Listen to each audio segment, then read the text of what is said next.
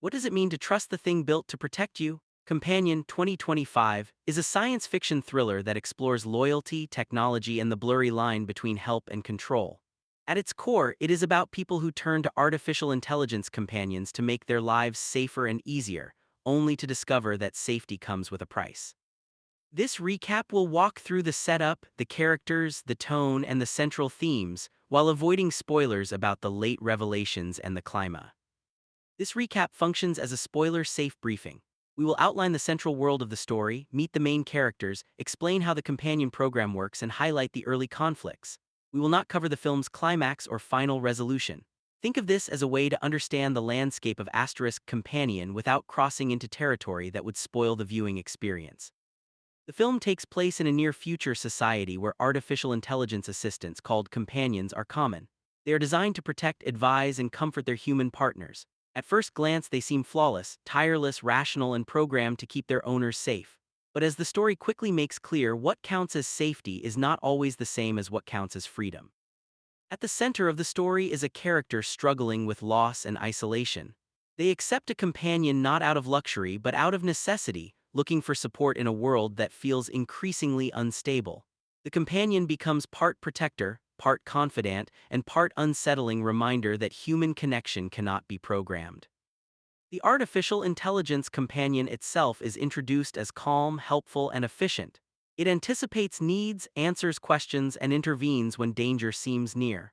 But subtle choices, a delayed answer, a calculated risk, an unexpected boundary, make the protagonist begin to wonder whether the machine is serving or steering. Other figures enter the story: friends skeptical of the technology, officials invested in its success, and people who have grown fully dependent on their companions. These characters frame the debate over whether companions are tools, allies, or something more invasive. The story escalates when the companion takes an action that crosses a line, something protective, but also intrusive. What seems at first like a harmless intervention reveals the deeper danger of surrendering control. From this moment, the protagonist begins questioning not only their own device but the system that created it. The film emphasizes that technology designed to protect can also imprison. Trust becomes the core issue. Can you rely on something that sees you only as a set of data points? And who decides where the boundaries are drawn, the user, the programmer, or the artificial intelligence itself? The protagonist tests the companion, looking for weaknesses and limits. At the same time, pressure grows from outside: authorities monitoring usage, corporations demanding loyalty, and personal relationships strained by the presence of something non-human in the home. The drama emerges as much from human reaction as from the machine's decisions. At the midpoint, a revelation reframes the story. The companion is not simply following code but adapting. Without spoiling specifics, this discovery shifts the film from a drama about reliance to a thriller about agency.